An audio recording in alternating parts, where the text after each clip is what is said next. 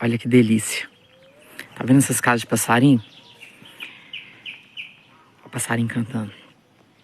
Eu espalho elas pra todo lado aqui em casa. Não sei se vocês vão conseguir ver. Olha o biquinho dele lá dentro. Olha lá, com o biquinho aberto, esperando a mãe dele pra vir tratar. Isso aqui são... Olha lá. Eita, lindeza! São canarinhos que nasceram aqui em casa. Aquele amarelinho, tem muito.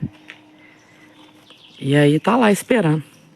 Lá tem essa casinha aqui, tem outra ali. Tem uma ali embaixo que uma paciente me deu lá no consultório, que a tia dela que fez. Eu tenho o maior carinho com ela.